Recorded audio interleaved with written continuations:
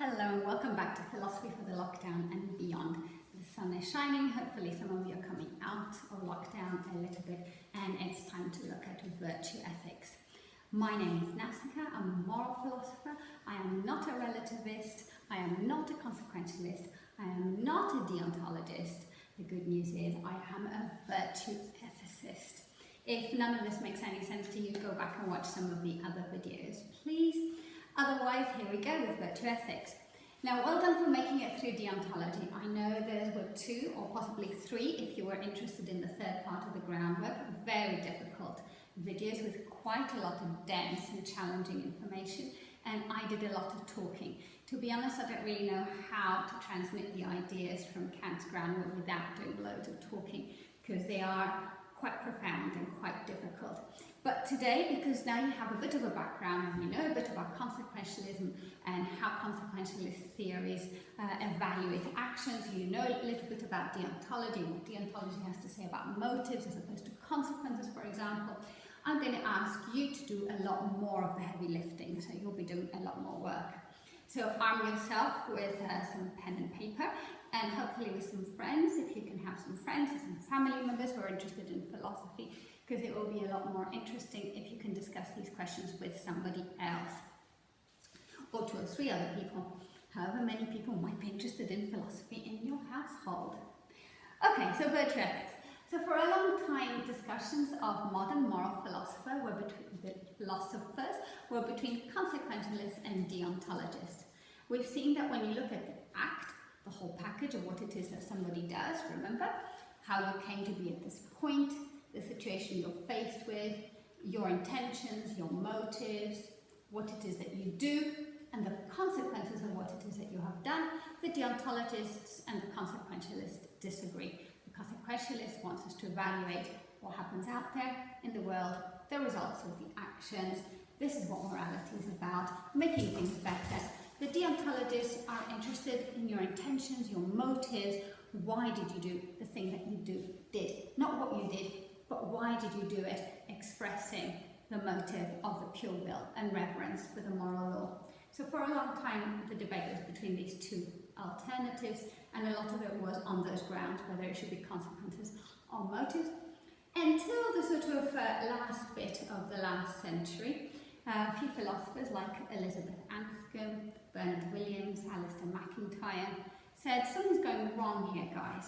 We're looking at it the wrong way. We should go back and reconsider what the ancient Greeks had to say about the good life. And this is a different way of looking at things. And through their work, other philosophers went on to develop what we now know as virtue ethics, which is a third normative alternative about these kinds of questions.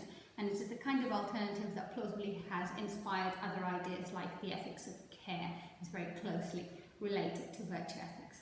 So today we'll figure out what virtue ethics is all about. Oh, I completely forgot to tell you, if you want a recommendation about what to read about deontology, if you absolutely loved deontology and you want to read some more, my recommendation is Honora O'Neill's Acting on Principle. I'm sorry I don't have a hard copy of it, I only have it on electronic copy. It's a wonderful book. Honora O'Neill is a contemporary Kantian who argues and answers a lot of the kinds of questions that we raise, the objections we raised, with respect to the practicality of the categorical imperative. How do we formulate maxims? How do we act the categorical imperative out? So she's a very well-known, very well-respected philosopher, not only for her academic work, but she has contributed enormously to practical questions, to questions in bioethics, to questions related to justice. So she's a philosopher who really understands how to make a theory useful for practical purposes, and therefore I think it's a really, really nice book because it answers a lot of the questions and the objections we had about the groundwork at the end of those videos. Okay, so sorry about that. That's my deontological, contemporary deontologist recommendation, Honora O'Neill, Acting on Principle. Okay, back to the virtue ethicists. So all these people came out and said, well, really, what we're doing when we're thinking about morality is wrong. We shouldn't be consequentialists and we shouldn't be deontologists. We should be something else. We should be virtue ethicists. And one of the main reasons that they disliked consequentialism and deontology is because those theories have something in common. They both try to give an overriding principle or set of principles that give us an answer about how we should behave morally. The greatest happiness principle or the categorical imperative. You know, you're wondering, what am I going to do? What is the right thing to do here? Well, here's a rule. Follow that rule, you're not going to get it wrong. Both of the theories, both consequentialism and deontology, have a similar structure in that respect, in that they rely on rules, on a rule, on a set of rules that give you the answer to every single case you come across. Okay, first bit of work that you're going to do. Let's take a rule that seems quite plausible. The rule says, never lie. That seems like a plausible idea, and if you put it through the categorical imperative, it kind of seems that maxims that say, lie when it suits you to serve your own purposes, don't pass the test of the categorical imperative. Therefore, something like never lie seems like the kind of sort of rule that you should adopt in your life. So consider never lie, and I'm going to give you 3 cases where a bit of lying is happening, but nonetheless, it doesn't seem morally problematic. And I want you to think about why lying is not morally problematic in this kind of case, and what should we do to our rule, never lie? Because we had a rule and it's supposed to be helpful, but it isn't in these cases. Okay? So why isn't never lie a helpful rule in these cases, and what can we do as a result? Here are your 3 cases. It's the start of the Christmas holidays and your young child, Bobby, comes back from preschool in tears because somebody has told him that Father Christmas doesn't exist, and he's looking at you for reassurance, and you take a deep breath and you say, nonsense, why would you believe what another 3-year-old says? They know nothing, of course Father Christmas exists. Okay, so that's the first case. The second case is you've been invited by your friend John, who's been recently divorced, and it's been a really difficult divorce for him, and he's had to take on a lot of roles that he didn't take on before, and one of them was cooking. He never cooked before when he was married. He dumped it all on his wife, but now it's the first time that he has to cook for himself, and a lot of his self-esteem is tied into this meal because it's the first time that he's invited his friend over. It's the first time he's cooked for them, so a lot of is riding on this. But when you taste the food, it's absolutely horrible, and when he asks you, so what did you think? Did I do well? Well, you say, yes, oh, it's lovely, I absolutely love it, well done indeed. You're doing really well by yourself, you know, you see, you can cope, don't worry. Okay. The third line, the year is 1942, your neighbours are being persecuted by the Nazis because of their religion, and you have hidden them in your attic. And then the Nazis come to your door, they knock on your door, and they say, are there any Jews hiding in your attic? Obviously, those of you who followed the deontology videos will remember this example from there. Now, in all those cases, I want you to think, would you lie or not? Is it okay to lie? And if it's okay to lie, what happens to the rule, never lie? Is the rule, never lie, helpful? Okay, this is the bit where you stop the video and have a think about these things and come back to me. Now, it doesn't really matter what you said in these examples. Most people will find that at least in some cases it is okay to lie. Most people will find that at least one of these types of cases it is okay to lie, or in some other similar type of case. There are cases where there is where you don't give all the information, or you present it in a different way than you would otherwise to lead someone towards a conclusion, or there is no point in telling somebody something because it would just be hurt and nothing good would be gained by it. It doesn't really matter what the details are and which cases you think that lying is acceptable in, because we're making a different point. And the point is that the rule never lie doesn't help us. If we're asking a moral question, a question about how should I behave, well, never lie is not a very helpful rule, because no rules are helpful. Now you might want to say, let's just add some little bits to never lie. So never lie unless it's a white lie, or never lie unless you're preventing somebody from getting hurt, or never lie. And you could go adding loads and loads more little caveats to your rule. But the whole point is that the rule would then become enormous, because it would have to reflect the complexity and the enormity of everyday life. The problem is structural. The problem is that morality is such a complex subject, it cannot be caught in a rule. general, it might be the case that you should not lie, but there are going to be nuances, exceptions, difficult situations that cannot be captured in a rule, because then the rule has so many clauses, it just really reflects everyday situation. You have to put every single detail in the rule if the rule is going to be of any help at all. And then it isn't a rule, it's just a description of everyday life. And this is a fundamental point that virtue ethicists make that goes back to Aristotle. Aristotle rather famously said that you cannot expect more precision from your answer than the subject matter permits. What does that mean? It means that if you look at a very complex and diverse subject matter like morality, you can't capture it in a rigid, inflexible rule, because the rule, the answer, doesn't reflect the complexity of your subject matter. Your answer has to be as complex as your subject matter. So in moral matters, we need a very complex and context-sensitive answer. So the virtue ethicists say that even the question that the consequentialists and the deontologists ask is wrong. We should be asking, what should I do now, here, in this particular situation? We should be asking, how should I live my life? What kind of person should I be? And this is a much wider question for a much wider and complex subject matter that has a more context-sensitive answer. And the answer isn't a rigid rule or a set of rules, a finite set of rules. The answer is you should be the person with the right character. So do you remember we had this whole description of the act where men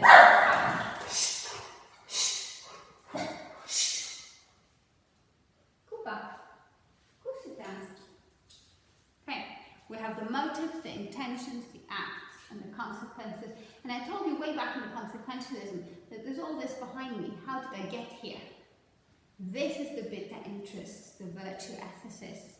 What are the many factors that developed me into the person that I am now, so that I have the right kind of character? And what is that? That is the person of virtue. The person who possesses the virtues is able to judge correctly in complex situations. Okay, this is quite a difficult thing. So let's think about a little bit before we go on to discuss what is virtue as such. What does it mean to do the right thing? The consequentialists talk about the consequences, the deontologists talk about the motives. What is the Aristotelian, what is the virtue ethicist interested in?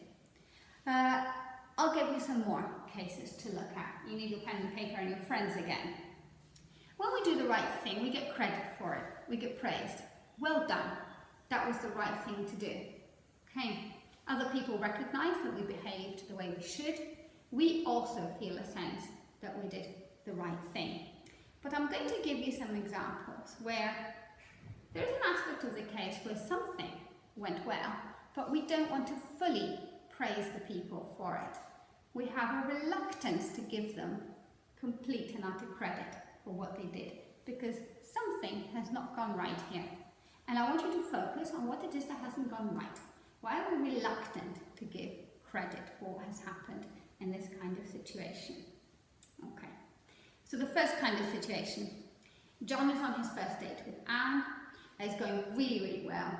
They've gone for a lovely walk in the local park, and as they're in a quiet corner by the lake where there's nobody else there, they suddenly see a young boy who's in trouble in the water, and he looks like he needs help because he's drowning. John takes this opportunity to impress Anne. He thinks, wow, if I save this young boy, then Anne is going to be really impressed by me, and I'm definitely going to get a second date out of her. And he jumps into the water and heroically saves the boy. Now, you know all the details of this case, so you should be able to tell me whether you think John actually merits full credit, full moral credit for what he did. Don't think like Anne, who doesn't know everything. Think like an external observer who's been given all the details of the situation. Okay, so here is the second example. Kate has finally discovered the internet. She's a bit late behind everybody else, but she was a little bit scared of her computer. But she's finally discovered the internet. She's not 100% on top of what she should be doing, but nonetheless she sets out to buy a really expensive dress. A lot of adverts and pop-ups come up in all the sites that she's looking at. In the end, she clicks on something thinking that she has now bought the dress. They ask her for credit card details. She gives those in. It all goes through. It turns out, though, that she hasn't bought the dress. She has, in fact, given 150 euros to a very worthy charity. Now, imagine here a truly brilliant charity, a charity that truly benefits the people who benefit from it, a charity that has a really good cause, deserving people, a charity that doesn't abscond with the money or use them for ill purposes. Okay, so the charity is absolutely legitimate. She was trying to buy a dress and she made a donation. Should she get credit for the donation that she made? Your third case, where something good happens, but we're slightly inclined to worry about according full praise to that person. On Monday, as Mary comes out of the building where she works, she sees a homeless person sitting on the steps outside her building. Now she's having a slow day in the office, so she walks out, approaches him and invites him to join her for lunch. And she gives him money for an overnight stay in a hotel, and she spends a couple of hours chatting to him about his life and how maybe she can help him.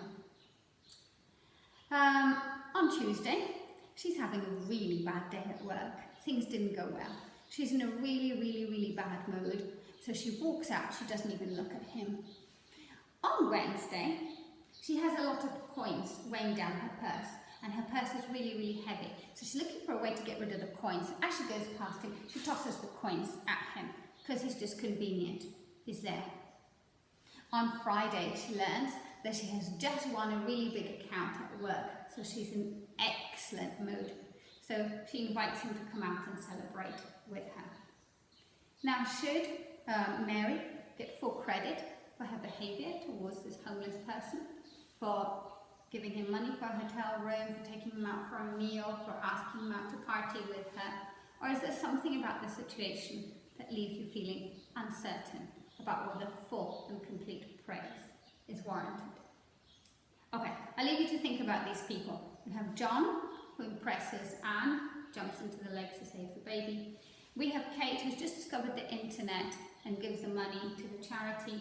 And we have Mary, who helps the homeless person on a Monday and a Friday, but not so much on a Tuesday and very little on a Wednesday. Okay, have a think about these things.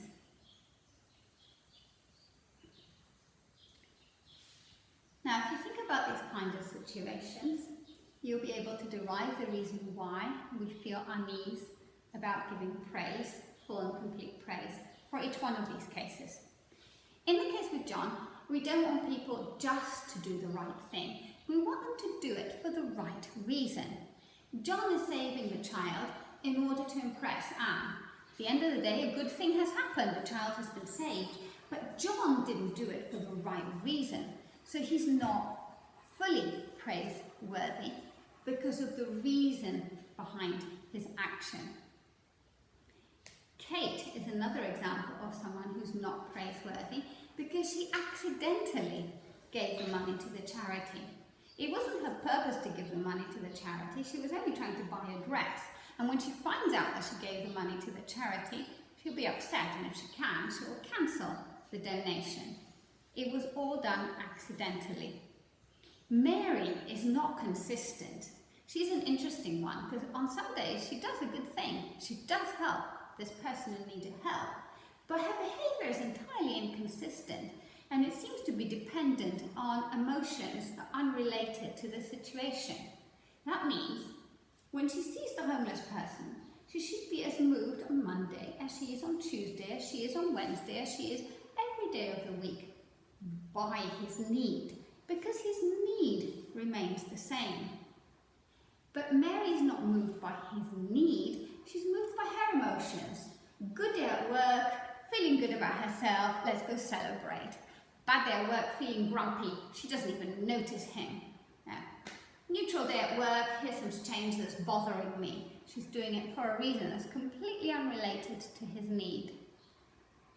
Now, what have I got you thinking about these ideas?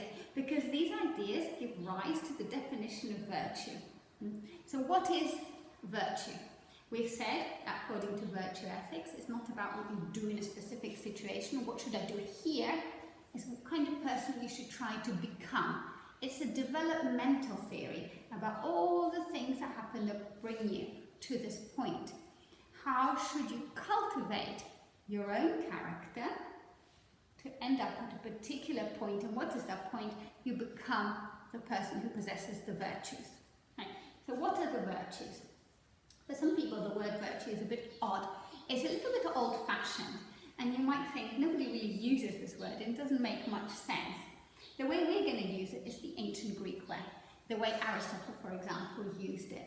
So maybe in modern discourse, when you think about virtue, you think of someone who has very, perhaps, traditional values, who's preoccupied with teenagers having sex or playing video games or being less polite than they used to be, and he wishes that they would become more virtuous. That has nothing to do with virtue as the ancient Greeks understood it, or with virtue as virtue ethicists understand it.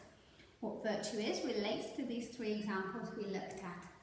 So the last one first. Virtue is a purposive disposition. A disposition isn't just a one-off. It is a tendency to do something over a long period of time and in response to a variety of stimuli which require you to display this disposition. So a disposition to be kind is the ability to be kind over a long period of time, every time that kindness is required, even when it is difficult to do so, even when you're tempted to do something else. So Mary clearly is not kind in a dispositional way. She doesn't have the virtue of kindness, because whether she is kind or not depends on how she's feeling on that particular day. Some days she is kind, sometimes she's not. Sometimes she is, sometimes she's not. A homeless person's need is still there every single day. So that should be what should be provoking someone with a disposition to be kind every time it is needed. Okay? And it's a purposive disposition concerned with choice. This relates back to Kate. Kate did something accidentally. Accidents and mistakes don't count for virtue, because virtue is chosen knowingly, and is chosen for its own sake. You only get praise for virtuously giving to charities when you know you're giving to charities, you choose to give to charities, and you choose to give to charities because this is the thing you want to do. It is because you recognize it as the right thing. You choose it for its own sake and not for something else. Kate acted accidentally, so her action doesn't count as virtuous. So virtue is a purposive disposition concerned with choice, lying in a mean, we'll come back to the mean, and determined by the right reason. What is the right reason? Think about John. John did the right thing, but for the wrong reason. We don't save drowning babies in order to impress our date. There's really a disconnect between these two things. We save drowning babies, boys, whoever it was who was drowning, because we don't want people to drown. That's the motivation. If the date gets impressed as well, that's coincidental, that's to the side. It could be that the date is a completely heartless and awful person who just gets annoyed that you went off to save the drowning baby. That doesn't make the saving of the drowning baby any worse, because you didn't get admired at the end of it. The right reason is behind the right action. This is important. So virtue is a purposive disposition concerned with choice, lying in a mean, I'll come back to that one, determined by the right reason, by what the virtuous agent would use to determine it. So who is the virtuous agent? The virtuous agent is the person who's able to determine what virtue requires. He is the person who walks walks past the homeless person and immediately they perceive that need as affecting them. They are motivated to respond to that need, and they act to respond to that need with the right emotion.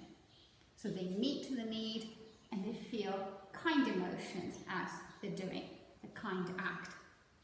And they do that dispositionally because they have a character trait of kindness, in this case, something that means that they are reliably kind, stably kind, predictably kind. They're going to be kind over a long period of time, and they're going to be kind in response to a variety of difficult and tempting situations. So they're going to be kind even when they're in a bad mood. They're going to be kind even when they're running late, because they perceive this as the right thing to do. Okay, so that is what virtue is. We also said in the definition something about lying in the mean, so we need to talk about that a little bit. Again, this is an idea that comes from Aristotle. This is Aristotle's definition of the virtue. And to get this idea, I'm going to give you 3 more examples of things that you need to think about. Now, we're talking about appropriateness, how to behave appropriately. I'm going to give you examples of 3 people who are perhaps not behaving appropriately. And I want you to think why they might not be behaving appropriately. What is it about their behaviour that leaves you thinking that was not the right thing to do? Okay, a group of friends are having a picnic on a nice summer day. The food attracts a couple of wasps, and Anne-Marie quickly gets up, screams, and runs away. She's not to be seen again for the rest of the day. Nobody hears anything back from her. She is completely gone. That's the first example. Has Anne-Marie behaved appropriately in running away from a couple of wasps? Peter is a keen gardener. His front lawn is his pride and joy. He looks after it all the time. On Sunday morning, Peter is looking out of his front window and he sees 2 boys out on the lawn. His lawn is unfenced. And he rushes out, indignant, and starts screaming at the boys. He's shouting at the top of his voice, he's swearing at the boys, he's looking physically quite intimidating. The youngest of the boys bursts into tears. They all run away quite upset by the encounter. Ernie, Tom, and George are old soldiers during the First World War. Their regiment has just lined up. They're all foot soldiers. And after a night of anxious waiting, they're about to charge the enemy lines.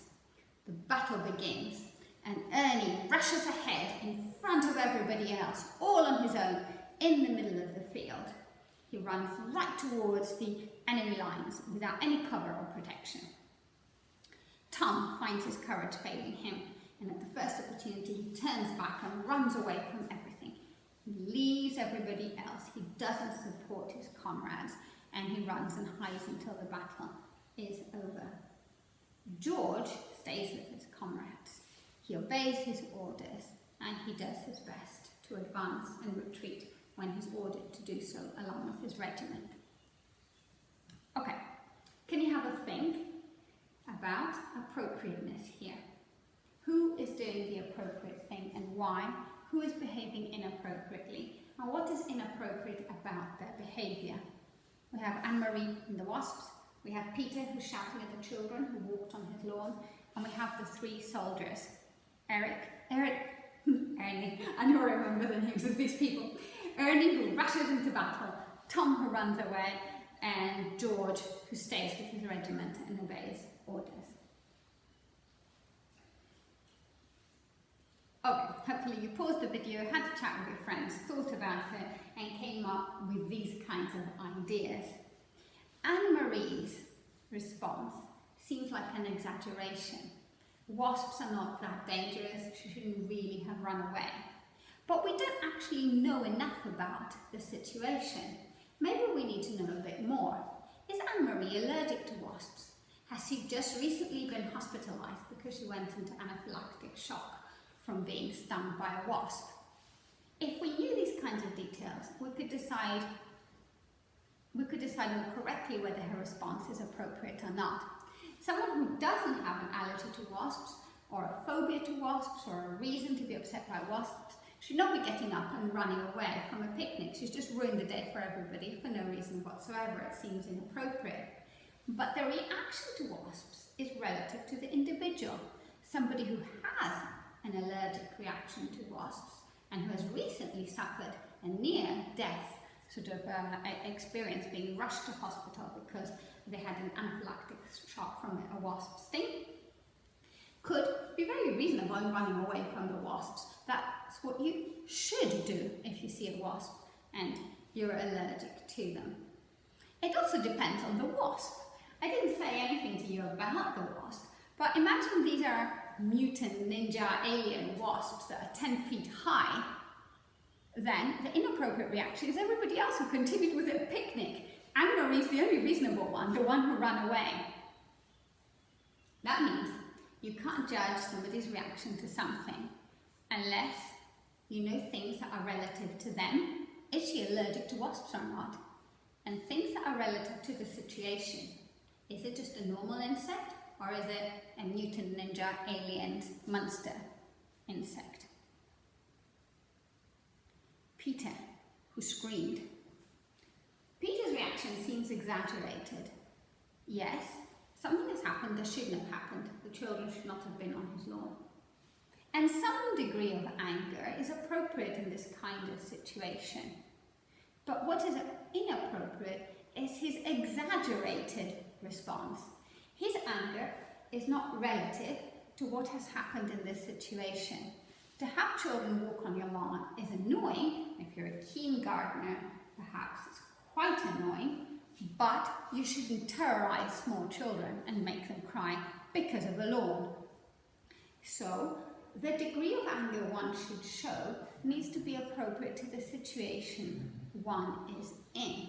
There is, of course, a contemporary, very, very relevant example here. Currently, people are very angry about racism and discrimination. But that amount of anger, quite a lot of anger, is quite appropriate in those circumstances, given how people have been treated. To be really, really angry at racism is the right amount of anger. Quite a lot can be appropriate. Peter is an example of inappropriateness because he gets the amount wrong. A little bit of anger because the children are ruining your lawn is fine. Too much anger is the wrong reaction. But that doesn't mean that too much anger is never warranted. Clearly, there are times where righteous indignation is the correct response. And what's more, if you sit by while something happens that should provoke righteous indignation, and you remain cool and calm and unengaged, you've gotten it wrong. Because you should have shown quite a lot of anger. Okay, finally, Ernie, Tom and George show that point in detail with respect to the same thing. They both feel fear. It is not that George doesn't feel any fear. George is the one who stood and fought, yeah? They all feel fear, but George feels fear in the appropriate amount. And you see that when you contrast him with Ernie. Ernie doesn't feel any fear, he doesn't feel sufficient fear, because he rushes in with full fear to tread. Ernie will probably get his head blown off quite quickly, because it is not a good idea to rush ahead of the whole regiment and attack the enemy on your own. He somehow misconstrued the situation, and it hasn't provoked the right amount of fear. Faced with hordes of enemies, quite a bit of fear is the right amount of fear. But if you have too much fear, then you become Tom, the guy who's running away. This is all the doctrine of the mean. And the doctrine of the mean in Aristotle is a really complex discussion which says that for every virtue there corresponds an emotion, and the virtue is the mean. The mean is something between an excess and a deficiency. It's the right amount. The right amount of fear makes you courageous. You do the right thing with the right emotion. Too much fear makes you cowardly. You run away. This is the vice of excess. Too much fear, the fear overwhelms you. But there is also the vice of deficiency. Too little fear makes you rash. You misconstrue the situation as less fearful than it ought to be. The doctrine of appropriateness also means that the correct response is relative to the individual. Yeah? You need to know whether I'm allergic to wasps, and relative to the situation. You need to know how big the wasp is. You cannot say in advance, run away from all wasps, or stay and face all wasps. You need to know who I am, and you need to know about the wasp. And remember, these kinds of details cannot be captured in a rule, because sometimes it will be mutant wasps, sometimes it will be alien wasps, sometimes it will be completely normal wasps, sometimes it will be completely normal wasps who are really pissed off because there was some kind of noise that set them off. Sometimes it will be wasps whose queen has just been killed and they're looking to establish a new nest, so you better run. I mean, to be honest, I don't know that much about wasps, but that's the whole point. The details matter. You need to know about wasps to be able to say, when is it the right time to run away from a wasp? And when is it appropriate for you to stay there? And finally, the right amount of the emotion is relevant to the situation. Some situations rightly provoke quite a lot of that emotion. So the doctrine of the mean is not a doctrine of moderation. It's not a doctrine of being zen, cool, calm, never showing emotions. In fact, it's the opposite. It is a doctrine of harnessing, habituating emotions and getting them to work with the right reason to result in the right action. If you view racism and you don't feel anything, it's not going to motivate you to do something about it. If you see racism happening and you feel really angry, as you should, that anger is going to push you to get up off the sofa and go do something about it. So the emotions that Kant was so wary of, do you remember Kant believed that the emotions are something that pull us in the wrong direction, they distort reason. The emotions for Aristotle can be habituated, they can be developed, they can be shaped and cultivated to go hand in hand with the reason, and therefore they can help us see that there is something happening here. As I walk past a homeless man, I think, horrible, my heart constricts. There, my emotion is helping me understand that another human being is in need. They're cold, they're hungry, they're lonely. And the emotions help us react in the right kind of way. My anger gets me going, gets me out demonstrating, gets me asking for a juster and a fairer society. Okay, and the virtue is always what lies in the mean, what is appropriate. But there are many, many ways in which we can go wrong. So it's difficult to be virtuous. How do you become virtuous? Remember, the action is all habit. According to virtue ethics, what matters is the becoming, the whole story of becoming.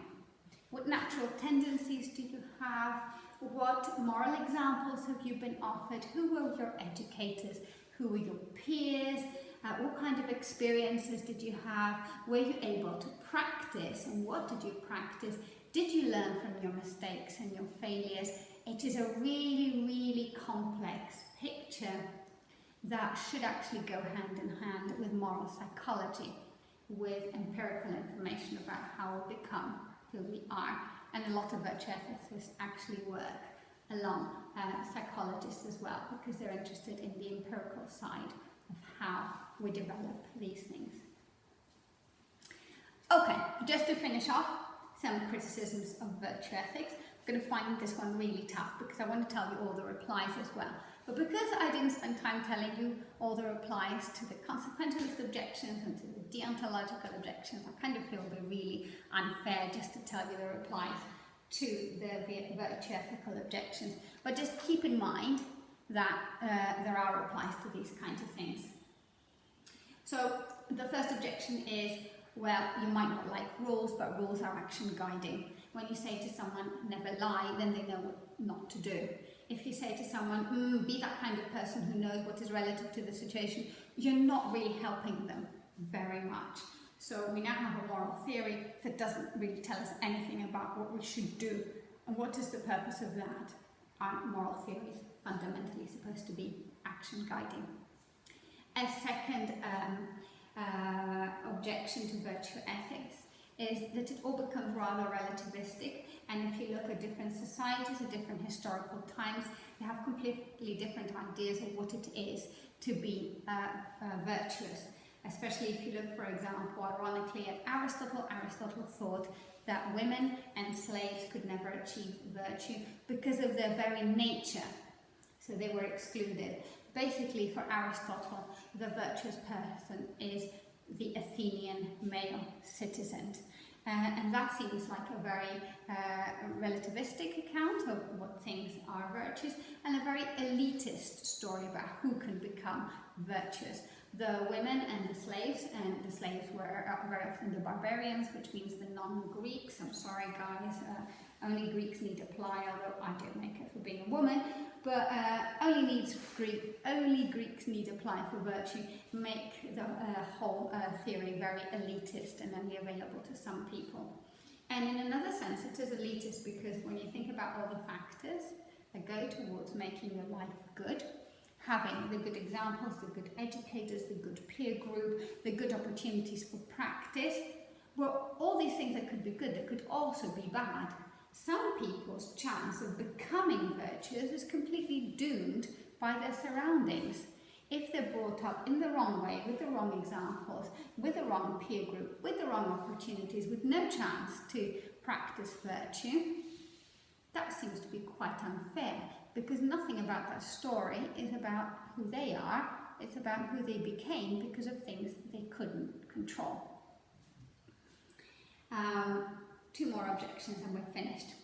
Another objection is that the theory is quite self-centered, and this relies on the Aristotelian idea that the life of virtue is the flourishing life. This is the best life that a human being could lead. And because it speaks about flourishing for that individual, that makes it all come back to that individual. So you're kind, but you're only kind because this is a life of flourishing for human beings. So it brings it back to you, and the reason to be kind is because it is good for you as a human being to be kind. That makes the theory self-centered, and moral theories are not about us.